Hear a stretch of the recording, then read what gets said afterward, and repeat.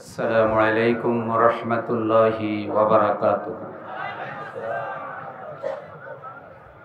الحمد لله نحمده ونستعينه ونستغفره ونؤمن به ونتوكل عليه ونعوذ بالله من شرور أنفسنا ومن سيئات أعمالنا.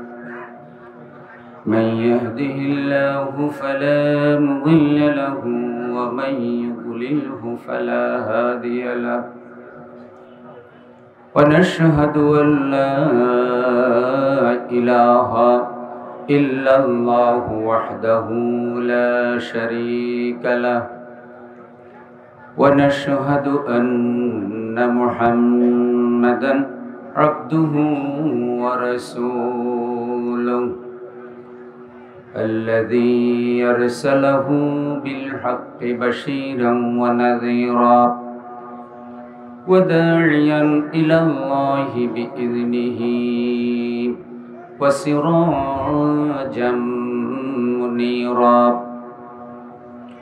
فقد قال الله تبارك وتعالى في كلامه المجيد والفرقان الحميد. أعوذ بالله من الشيطان الرجيم. بسم الله الرحمن الرحيم. إن الذين يكتمون ما أنزل الله من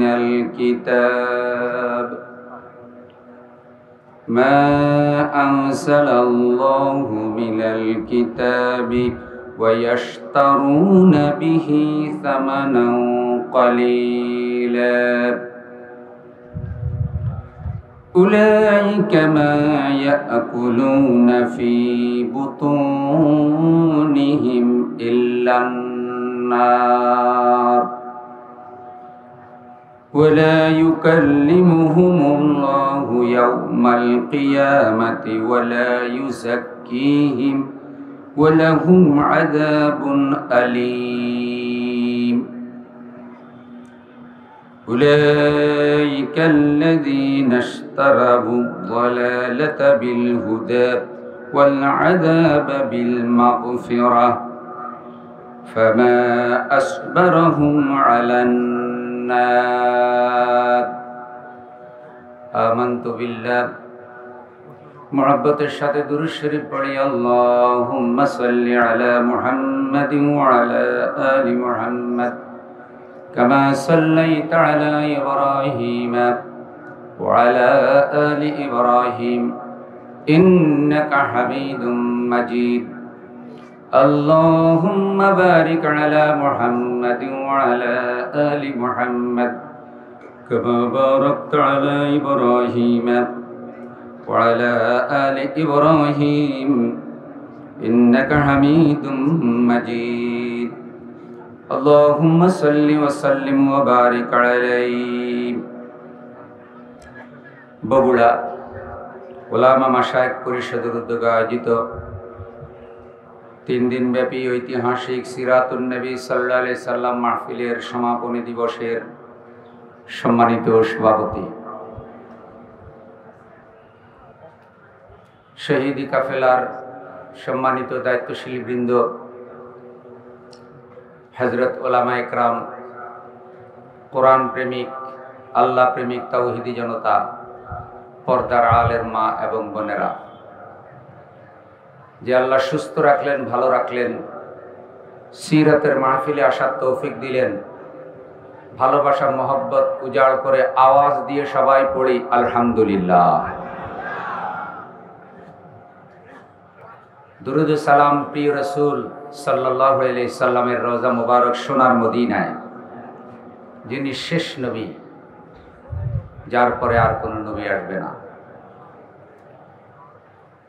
পৃথিবীর আনাচে কানাচে বাংলাদেশে আল্লাহ দ্বীন প্রচারের জন্য যারা জানমাল কোরবান করেছেন, যাদের ত্যাগ কোরবানির উসিলে আজকে আমরা ইসলাম পেয়েছি, আল্লাহ সকলের জানমালের কোরবানি কবুল করুন।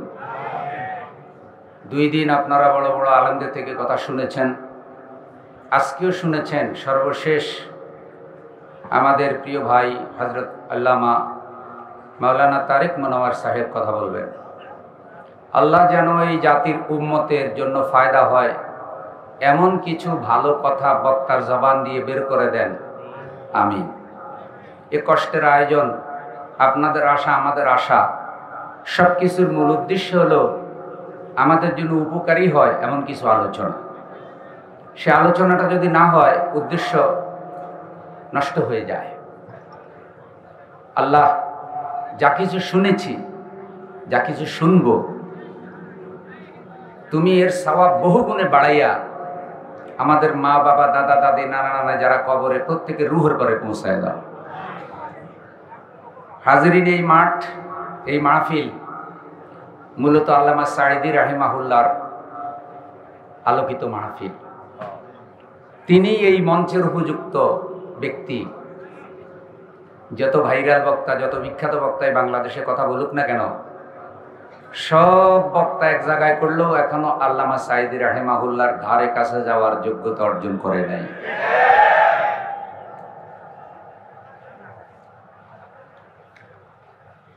আল্লাহ তাকে যেমন দিয়েছিলেন এলেম, তেমন দিয়েছিলেন ভাষা, তেমন দিয়েছিলেন সাহস, তেমন দিয়েছিলেন তাকওয়া, তেমন দিয়েছিলেন বিপদ মুসিবতের মোকাবেলায় হকের উপরে টিকে থাকার দৃঢ় মানসিকতা। এতটি বছর জেলখানায় থাকলেন, কিন্তু বাতিলের কাছে 1 সেকেন্ডের জন্য মাথা নত করে নাই। কত ভাইরাও তো মুসুলিকা দিয়ে বের হয়েছে, মুসুলিকাতে গিয়ে বের হয়েছে, এমন নজিরও আছে না নাই? হুজুরকে জেলখানায় প্রস্তাব দেওয়া হয়েছিল আপোষ করার। শামীম সাঈদী ভাই বলেছিলেন, এই প্রস্তাব হুজুরের কাছে দেওয়ার সাহস তিনি পান নাই।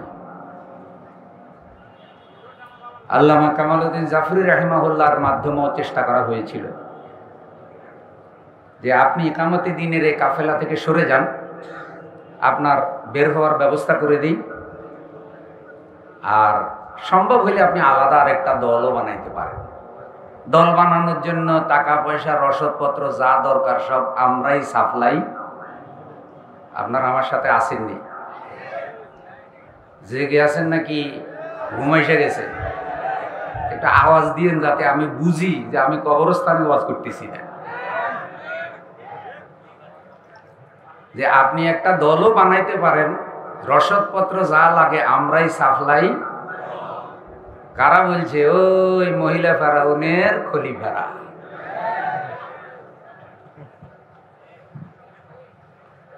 যতই চেষ্টা করেছে, মানসিক চাপ দিয়েছে, আঘাত করেছে, কোরআনের এই জীবন্ত মুফাসসিরকে আল্লাহ দ্বীন কায়েমের আন্দোলনে টিকে থাকার দৃঢ় সংকল্প থেকে 1 চুল পরিমাণ সরাইতে পারে নাই।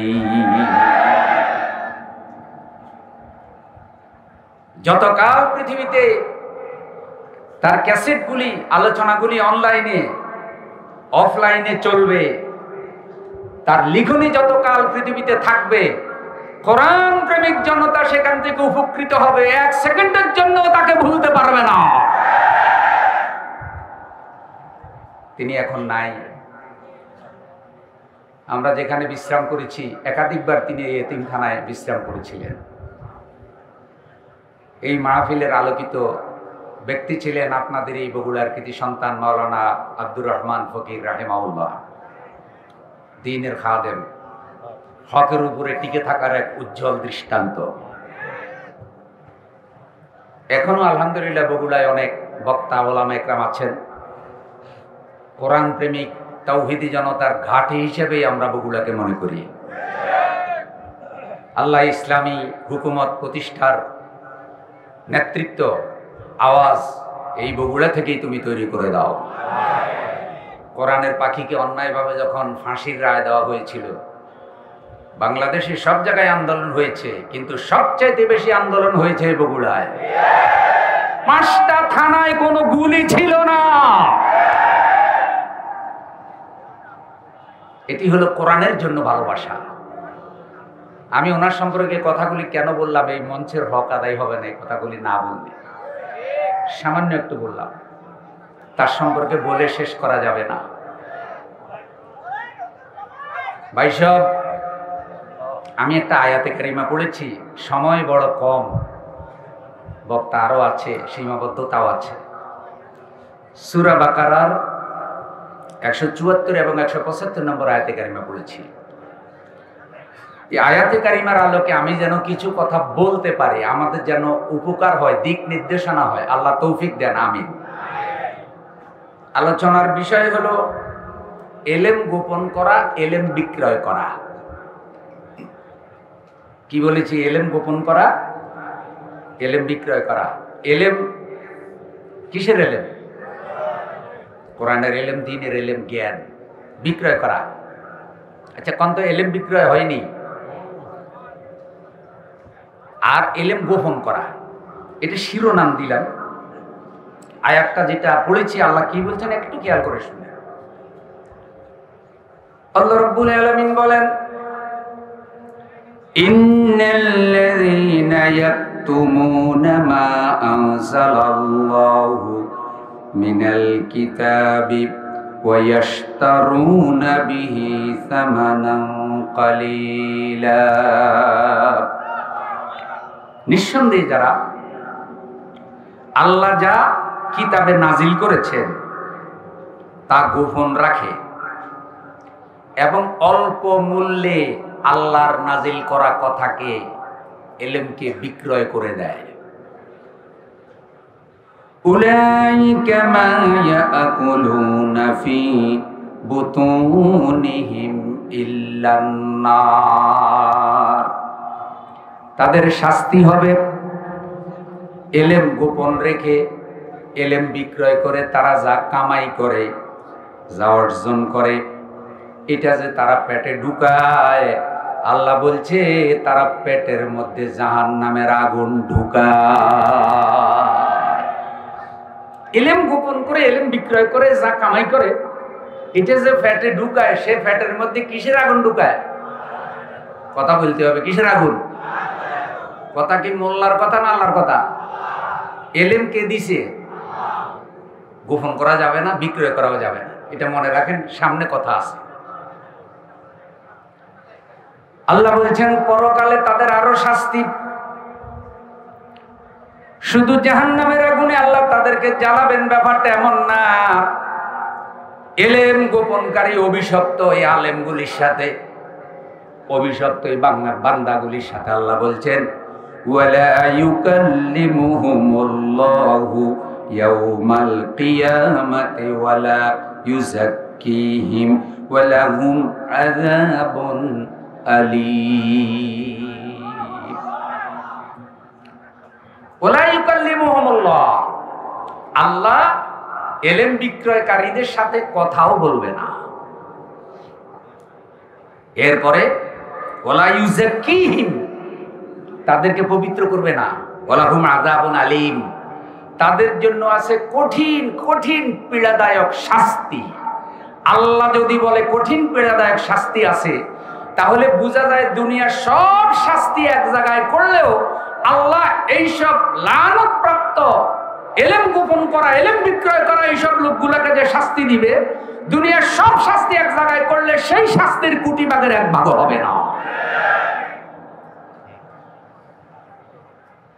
এদের চরিত্রটা কি রকম? আল্লাহ বলছেন এদের চরিত্র হলো উলাইকাল্লাযীনা ইশতারাবুদ দালালাতা বিল হুদা ওয়াল আযাবা বিল মাগফিরা। এরা হেদায়েত বিক্রয় করে দেয়, গুমরাহি ক্রয় করে। এরা মাগফিরাত বিক্রয় করে, আযাব ক্রয় করে।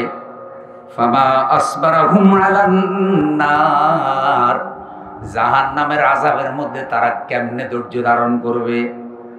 এই পাপের কারণে এর কঠিন পাপের কারণে আল্লাহ যে তাদেরকে জাহান্নাম দেবেন, এই জাহান্নামে তারা কেমনে ধৈর্য ধারণ করবে, কেমনে সবর করবে, আল্লাহ তাআলা বললেন। প্রিয় বন্ধুরা আমার, সূরা বাকারার 140 নম্বর আয়াত, আল্লাহ যারা ইলম গোপন করে, শাহাদা আল্লাহর সাক্ষ্য গোপন করে, আল্লাহ তাদেরকে জালেম বলেছে। পৃথিবীতে যত জালেম আছে তার মধ্যে এক প্রকার জালেম হলো যারা ইলম গোপন করে এবং ইলম বিক্রয় করে। আল্লাহ বলছেন, ওয়ামান আযলামু মিম্মান কাতামা শাহাদাতান ইনদাহু মিনাল্লাহ। তার থেকে বড় জালেম আর কেউ হতে পারে না যে আল্লাহর দেওয়া সাক্ষ্য গোপন করে। সূরা বাকারা 283 নম্বর আয়াত আল্লাহ আরো বলেন, ওয়ালা তাকতুমুশ শাহাদাতা ওয়া মান ইয়াকতুমুহা ফাইন্নাহু আযিমুন কলবুহু। তোমরা সাক্ষ্য গোপন করো না। যে আল্লাহর দেওয়া ইলম, আল্লাহর দেওয়া সাক্ষ্য গোপন করে তার অন্তর অপরাধী। মুফাসসিরিনগণ বলেছেন, এখানে বনী ইসরাঈলদের আলেমের কথা বলা হয়েছে, যারা আসমানি কালাম ইচ্ছে মতো বদলাইতো, ইচ্ছে মতো লিখতো, ইচ্ছে মতো বিক্রয় করতো। কোনো টাকাওয়ালা টাকা দিয়ে বলতো যে দেখেন তো এই ফতুয়াটা আমার পক্ষে দেওয়া যায় কিনা, তখন তারা আসমানি কিতাবের আয়াত কাইটা ওর পক্ষে ফতুয়া বানাইয়ে দিত। এইভাবে তারা বিভিন্নভাবে আসমানি কালামের বিকৃতি সাধন করেছে। এখন তাদের কথাগুলি আল্লাহ কোরআনে রেখে দিয়েছে। আখিরি নবীর উম্মতেরা মনে করতে পারে, এই উম্মতের আলেমরা মনে করতে পারে, আমরা তো তাদের মতো কালাম পরিবর্তনও করি না, কালাম বিক্রয়ও করি না। আমরা সামান্য একটু বিশ্লেষণ করে দেখব যে আসলে পরিবর্তন আর বিক্রয় করে কি না। বনী ইসরাঈলদের আলেমরা তো কলম দিয়ে কেটে দিত, কেটে কেটে তারা আয়াত বানাতো, আয়াত বদলাতো, ইচ্ছা মতো করতো। কারণ তারা নিজেদেরকে দাবি করতো আমরা ধর্ম প্রবর্তক। তারা এটা মনে করতে যে ধর্ম আল্লাহ তাদের কাছে দিয়ে দিয়েছে, এখন আর আল্লাহর কিছু করার নাই, তারা ইচ্ছা অনুযায়ী ধর্ম কাটবে, বদলাবে। এখন আল্লাহ তো কোরআন নাজিল করেছেন, আখেরি কিতাব। কিয়ামত পর্যন্ত আল্লাহর পক্ষ থেকে দুনিয়াতে আর কোন কিতাব আসবে, কিন্তু এই আয়াতের মধ্যে কলম ধরার ক্ষমতা দুনিয়ার কারো নাই। কেন নাই? এই কোরআন হেফাজতের দায়িত্ব কে নিয়েছেন? পদ্ধতিটা আল্লাহ এত সুন্দর করেছেন। দুনিয়ার কোনো আলমারিতে আল্লাহ হেফজ করেন নাই, রক্ষণাবেক্ষণ করেন নাই। কারণ আলমারিতে পোকায় কাটে, ইঁদুরে কাটে, মরিচিকায় কাটে। কম্পিউটারে হেফজ করেন নাই, সংরক্ষণ করেন নাই। কম্পিউটারে ভাইরাস আক্রান্ত হয়ে নষ্ট হয় কি হয় না? আল্লাহর কোরআন হেফজ করার জন্য আল্লাহ বান্দার কলব বাছাই করেছেন, হাফেজে কোরআনদের অন্তর। দুনিয়ার কোনো জারম, দুনিয়ার কোনো তেলাপোকা, ইঁদুর বাদর সেখানে প্রবেশ করতে পারে না। বান্দার কলব আল্লাহর কোরআন হেফজ করার শ্রেষ্ঠ জায়গা। সুতরাং এটা এইভাবে বিকৃত করতে পারবে না। তাহলে এখন বিক্রয় করে কিভাবে, গোপন করে কিভাবে? এক নম্বরে গোপন করে আল্লাহর কালামের আয়াতের ব্যাখ্যাগুলি বিকৃত করে দেয়, আর গোপন করে হক কথা সবগুলা বলে। মিষ্টি খাওয়া সুন্নত, মাথায় টুপি দেওয়া সুন্নত, মুখে দাঁড়িয়ে রাখা সুন্নত। রবিউল আউয়াল মাস আসলে ইয়া নবী সালামু আলাইকা, তুম পে লাখো সালাম, মারহাবা, জিলাপি খাওয়া। কার ফ্রেমে? রসুলের ফ্রেমে। হে আল্লাহ, তুমি রবিউল আউয়াল মাসে তোমার রসুলকে প্রেরণ করেছ, এত মিলাদ পড়লাম, এত জিলাপি খাইলাম, বগুড়ার দই আর জিলাপি সব শেষ, এর থেকে প্রেম তো আর হইতে পারে না। এইভাবে অনেকে রসুলের ভালোবাসা মহব্বত প্রকাশ করে। মনে রাখবেন, দাড়ির গুরুত্ব আছে, টুপির গুরুত্ব আছে, অবশ্যই জামা জুব্বারও গুরুত্ব আছে। এগুলা হইল একটু সহজ সুন্নত। কিন্তু আল্লাহর কোরআনের আইন প্রতিষ্ঠা করা, কোরআনের বিচার ব্যবস্থা প্রতিষ্ঠা করা, কোরআনের শিক্ষা ব্যবস্থা প্রতিষ্ঠা করা, জন্ম থেকে মৃত্যু পর্যন্ত, রান্নাঘর থেকে সংসদ ভবন পর্যন্ত আল্লাহর কোরআনের আইন চালু করার জন্য কাজ করা, এটা বড় কঠিন, এটা বড় কঠিন। এই কাজ করলে হালুয়া রুটি পাওয়া যায় না, এই কাজ করলে আল্লামা সাঈদীর মতো জেলে যাওয়া লাগে।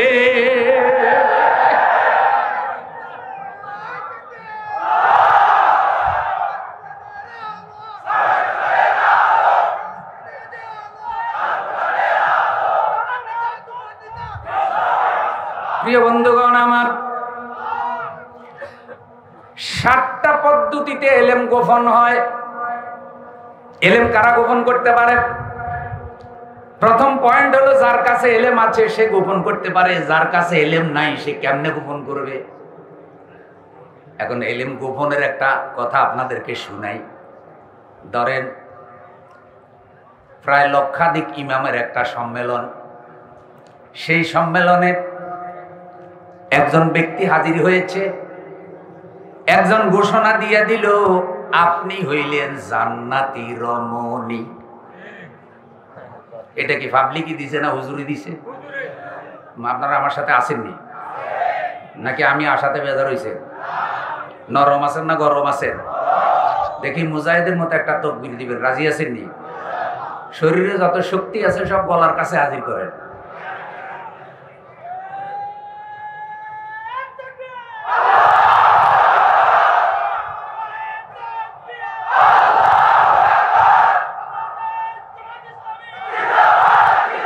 ঠিক আছে, ঠিক আছে।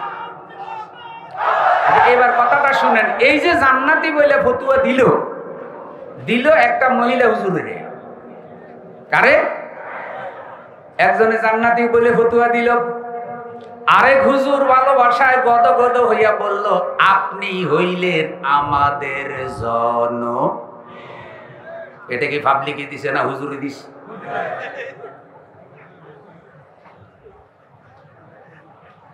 তাহলে বোঝা যায় এলেম বিক্রয় করা, এলেম গোপন করার হুজুর এখনো।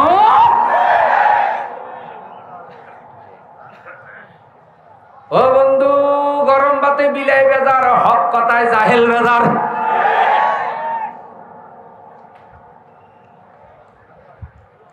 এখন কে জান্নাতি কে জান্নাতি নয় এই খবর জানে কে? কিন্তু হুজুর একটু জালেম শাসকের করুণা পাওয়ার জন্য বইলা দিছে আপনি জান্নাতি। পরে যখন অন্যান্য আলেমরা ধরছে, কারণ এক আলেমে যদি অন্যায় করে প্রতিবাদ করার মতো আরো হক্কানি আলেমও আছে না নাই? এটা আল্লাহর দয়া, এটা আল্লাহর রহমত। একজনে ভুল করলে শতজন আবার হকের ঝান্ডা নিয়ে দাঁড়িয়ে যায়। দর্শক ভাই, এই নিয়ে করলেন কি? পাইছেনটা কি? পাবলিকের সামনে তো আমাদের ইজ্জত যায়। পাবলিকেও তো ফেরাউন চিনে, আপনার মতো দালালি তো পাবলিকেও করে না। এবার মশলা ঘুরায়।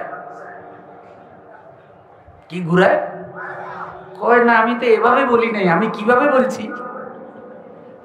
যে আমি বলছি ওনাই এত ভালো কাজ করেছে, এইসব ভালো কাজ করার কারণে ওনারে কিছুটা রাবেয়া বসরি হযরতে ফাতেমার বান্ধবীর মতো মনে হয়।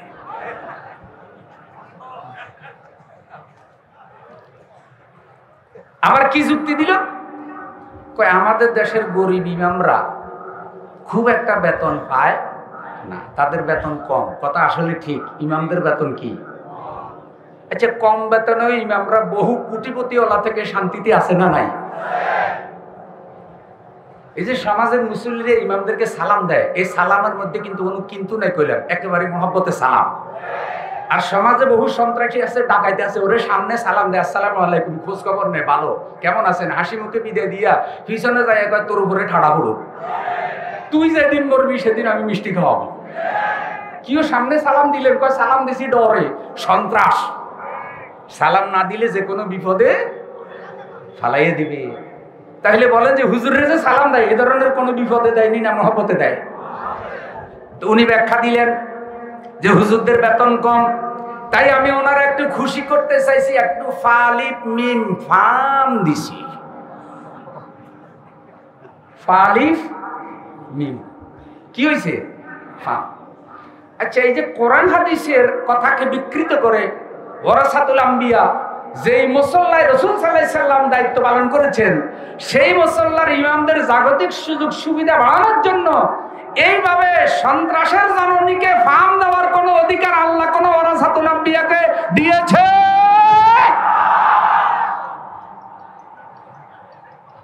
ভাই কোনো কষ্ট লাগেনি, কোনো বেজার হয়েছেন নি? কোনো আমাদের ওয়াজ আবার সবাই খুশি হয় না বলে। আমার বন্ধু এইভাবেই ইসলামকে বিক্রয় করে উনিও পুরস্কার পাইছে, আবার যিনি জননী উপাধি দিয়েছেন তিনিও পুরস্কার কিছু পাইছেনি? পাইছে। কেউ জাতীয় মসজিদের খতিবি পেয়েছে, কেউ রাষ্ট্রের বড় বড় সুবিধা পেয়েছে। আল্লাহ বলছে উলাইকা মা ইয়াকুলুনা ফি বুতুনিহিম ইল্লান নার। সুযোগ সুবিধা যা কামাই করছো ইসলামের বিরুদ্ধে গিয়া, জালেমের সাথে সহযোগিতা করিয়া ফেডে যা ঢুকাইছো, ওইটা তো বেতন নয়, ওইটা টাকা নয়, ওইটা গাড়ি নয়, ওইটা বাড়ি নয়, ওইটা ডাইরেক্ট জাহান্নামের আগুন।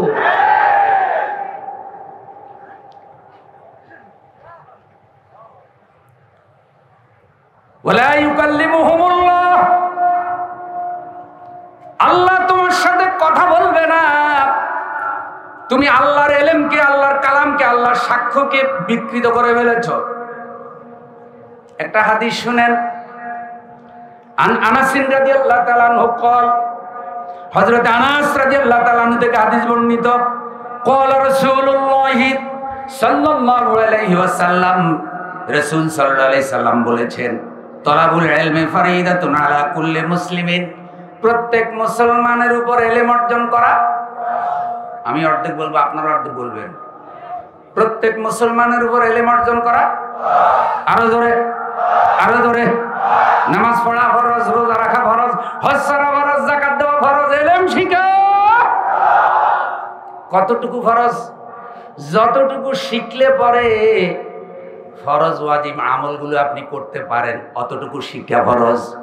সবাই বিশেষজ্ঞ হতে পারবে না, সবাই পণ্ডিত হবে না, সবাই ফকি হতে পারবে না, সবাই বড় আলেম হতে পারবে না, সবাই বড় মুফাসির হতে পারবে না। কিন্তু 100 নম্বরে 33 পাইলে পাস।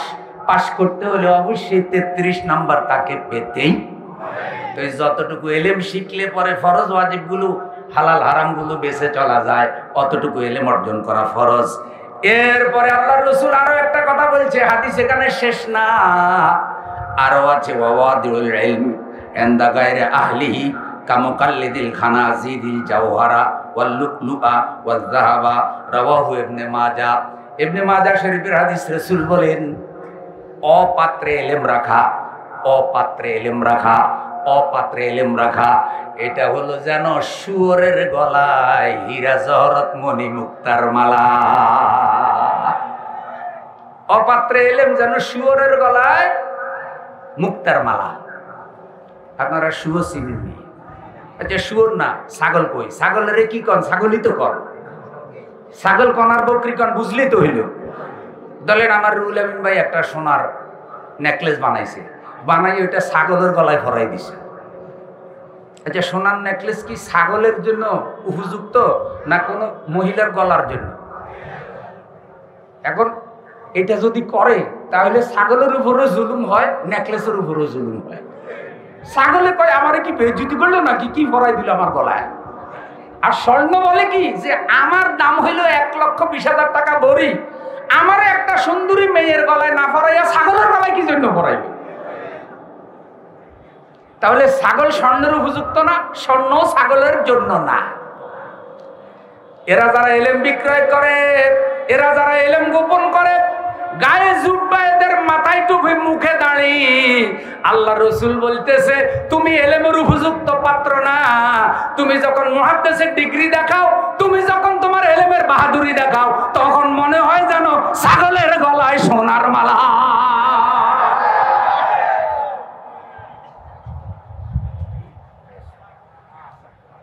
বেদার হোসেন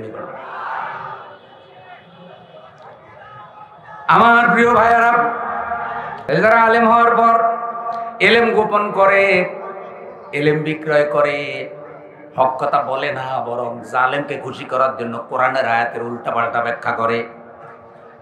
তারা আলেমের উপযুক্ত নয়, তারা আলেমের সুরত ধারণ করেছে, কিন্তু চরিত্রে তারা আলেম নয়। তাদেরকে দেখলে মনে হয় সোনা, আসলে তারা হলো ইমিটেশন। তারা বার্নিশ লাগাইছে সেগুন কাঠের ভিতরে হইল মান্দার গাছের থেকেও খারাপ কাঠ। রাসূল সাল্লাল্লাহু আলাইহি সাল্লাম আরো বলেন, যখন তাদেরকে ইলমের কোন বিষয় সম্পর্কে জিজ্ঞাসা করা হয়, যদি তারা সঠিক কথাটা না বলে, মান সুইলা আন ইলমিন ফাকাতামাহু আলজামাহুল্লাহু আযজা ওয়া জাল্লা বিলিজামিন মিন নারি ইয়াউমাল কিয়ামা। রাওয়াহু আবু দাউদ। আবু দাউদ শরীফের হাদিস। আমার প্রিয় নবী বলেন, তাদেরকে যদি কোনো ইলম সম্পর্কে জিজ্ঞাসা করা হয়, তারা যদি হক কথা না বলে, হাসরের দিনে আলেমের ঘাড়ের মধ্যে আল্লাহ জাহান্নামের লাগাম পরাইয়া দিবে। আলেম হইলে হবে না, বড় বড় মুরগির রান খাইলে আর সেলিব্রিটি হিসাবে জিন্দাবাদ নিলে আর ফুলের মালা নিলে চলবে না।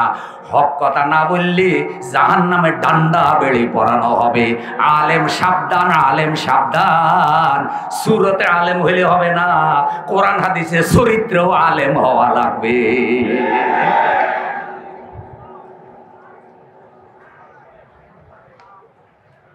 প্রিয় ভাইয়েরা আমার, রাসূল সাল্লাল্লাহু আলাইহি সাল্লাম বলেন, ক্বালান নবী সাল্লাল্লাহু আলাইহি সাল্লাম, হাল তাদরি মান আজওয়াদা জুদান। ও আমার সাহাবীরা, তোমরা কি জানো পৃথিবীতে সবচেয়ে বড় দানশীল কে? সাহাবা একরাম বললেন, হে রাসূল, আল্লাহ এবং আল্লাহর রাসূল ভালো জানেন।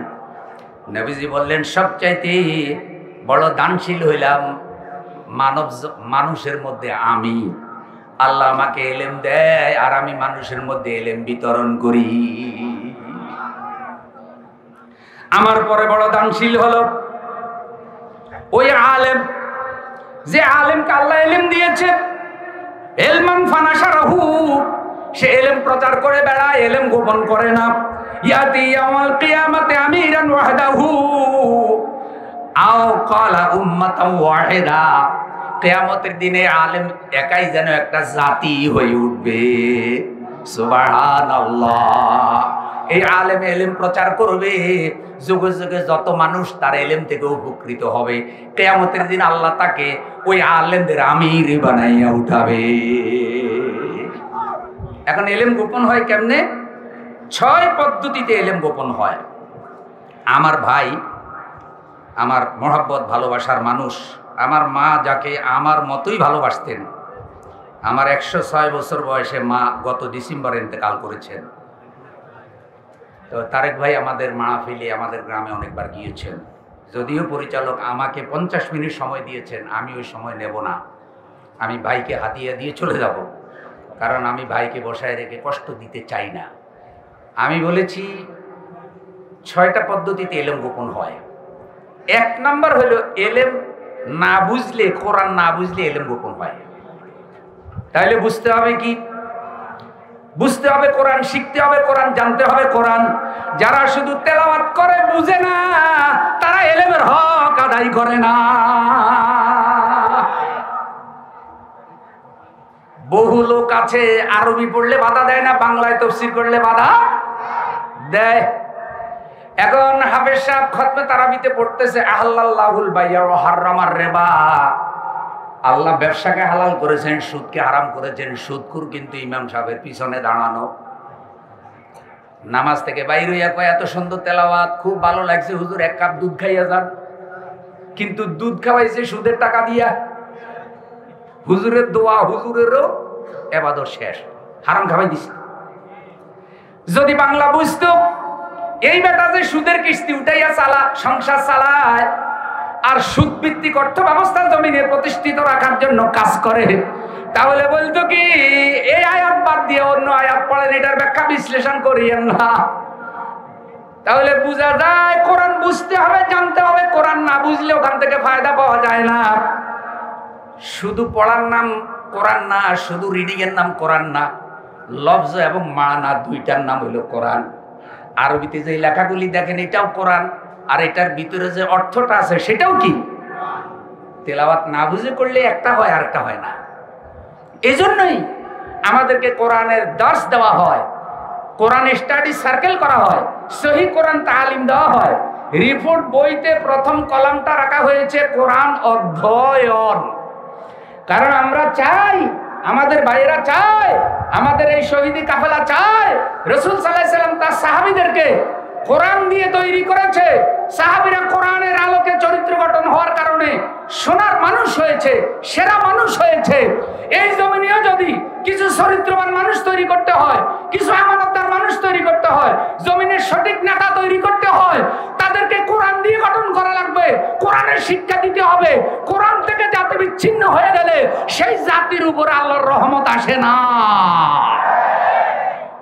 এবার আপনারা বলেন, যারা প্রতিদিন বলে আমার সোনার বাংলা আমি তোমায় ভালোবাসি, যারা মুক্তিযুদ্ধের কথা বলে বলে হায় রে কান্না রে যুদ্ধ রে যুদ্ধ, তারা 93 বিলিয়ন মার্কিন ডলার দেশ থেকে চুরি করে বিদেশে নিয়ে গেছে। 93 বিলিয়ন মার্কিন ডলারে বাংলা টাকায় প্রায় 18 লক্ষ কোটি টাকা। এমনি প্রতিদিন কয় আমার সোনার বাংলা আমি তোমায় ভালো, আর চুরি করছে 93 বিলিয়ন মার্কিন ডলার। আচ্ছা আপনারা কোন তো চোরের আবার ভালোবাসা আসেনি? এখানে অনেক মুরব্বী আছে, মুরব্বীরা একটা বাক্য বলে, কয় চোরের শ্বশুর বাড়ি নেই। এই প্রবাদ বাক্যটা আসেনি? শ্বশুর বাড়ি নাই মানে কি, যেই শ্বশুর বাড়ির জামাই চোর, ওরা একটু সাবধানে থাকতে হয়, কারণ চোরে শ্বশুরের ঘরের টাকাও চুরি করার সম্ভাবনা। তো চোরের কাছে যদি শ্বশুর বাড়ির সম্পদ নিরাপদে থাকে, নিরাপদে না থাকে, তাহলে তাদের চরিত্র খারাপ চুরি করে, তাদের কাছে দেশের জনগণের সম্পদও নিরাপদে থাকে না। এই চোরগুলারে ভালো করতে হইলে কোরআনের শিক্ষা লাগবে, ঠিক কিনা বলেন? কোরআনের চরিত্র লাগবে, ঠিক না বেটে? এই জন্য কোরআন শুধু খতমের কিতাব না, কোরআন তাবিজের কিতাব না, কোরআন জিন হাজির করার কিতাব না। কোরআন হলো বিপ্লবী গ্রন্থ, জীবন বিধান। কোরআন পড়তে হবে, জানতে হবে, কোরআনের সংবিধান প্রতিষ্ঠিত করতে হবে। আমরা নীরব হব না, নিতর হব না, নিস্তব্ধ হব না যতক্ষণ আল্লাহর কোরআনের আইন প্রতিষ্ঠিত না হবে। আর কোরআনের আইন প্রতিষ্ঠার এই আন্দোলনের নেতৃত্বে ওরাসাতুল আম্বিয়া হিসাবে আলেমদেরকে এই নেতৃত্বের ভূমিকায় আসা লাগবে। আলেমরা খাব্বাবের উত্তরসূরি, হযরত আবু বকর উত্তরসূরি, হযরত হানজালার উত্তরসূরি, হযরত সুমাইয়ার উত্তরসূরি। আলেমরা কখনো মুনাফিকের উত্তরসূরি হতে, আলেমরা কখনো জালেম নেতা নেত্রীর উত্তরসূরি হতে পারে না। বন্ধুগণ, তাই কোরআন পড়তে হবে, বুঝে বুঝে পড়তে হবে। আমাদের আলেমদেরকে খতমে দাওয়াত দিলে পাওয়া যায়, একামতের দিনের কাজে দাওয়াত দিলে আর কি বেজার হয়েছেন নি? কোনো আলেমরা ঐক্যবদ্ধ থাকতে হবে, আলেমরা বাদানুবাদ বন্ধ করতে হবে, আলেমরা অন্যের কাছে ইজ্জত তালাশ করবে না। আল্লাহ আলেমদেরকে খলিফাদের উত্তরসূরি বানিয়েছেন। আলেমরা তো জমিনের নেতৃত্ব দেওয়ার কথা। যখন আলেমরা একামতে দিনের এই কাজ থেকে দূরে সরে গেছে, তখন আল্লাহ আলেমদেরকে জালেমের গোলাম বানাইয়া দিছে। 2 নম্বর হইল কিতাব কিছু মানলে কিছু না মানলে কিতাব গোপন হয়। কেমনে? কিছু মানলেন, যেটা মানলেন এটা মানুষ জানলো, আর যেটা মানলেন না সেটা মানুষ কি করলো না, জানলো না। 3 নম্বর হলো কিতাব প্রসারে বাধা দিলে কিতাব গোপন হয়। আচ্ছা, কিতাব প্রসারে বাধা দেয় এমন মানুষ আছে না নাই? গত কিছুদিন থেকেই দেখছেন, আমরা মাহফিলে গেলে মহা বিপদ। এইভাবে ওয়াজ করবেন, এই কথা কইবেন না, এইভাবে দোয়া করবেন। মানে আল্লাহর কাছে কি দোয়া করবো, জালিম এখানে বলে বলে বলে দেয়। আল্লাহর কাছেও বলতে কি দিবে না, ওর কথা অনুযায়ী আল্লাহর কাছে বলতে হবে। মসজিদের খতিবের গলা চেপে ধরে, আলেম ওলামাদের দাঁড়ি চেপে ধরে।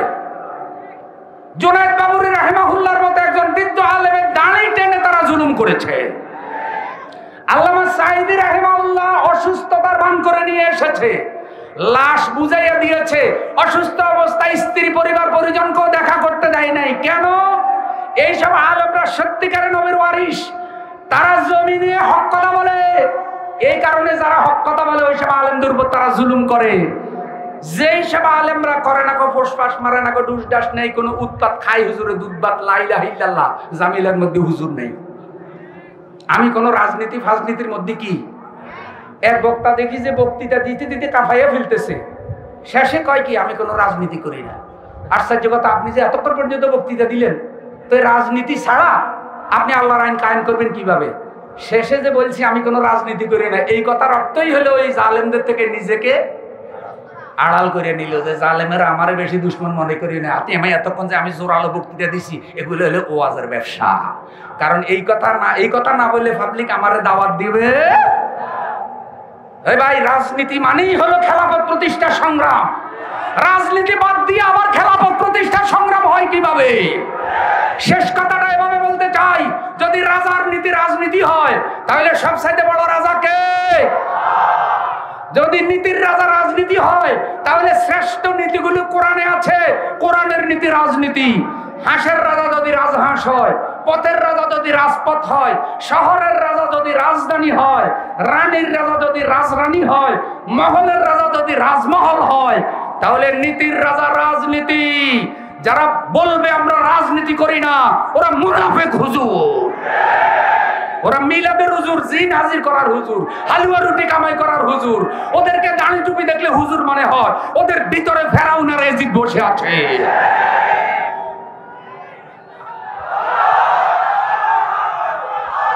আল্লাহ আমাদের সকলকে হুসাইনের উত্তরসূরি হওয়ার তৌফিক দিন, বলেন আমিন।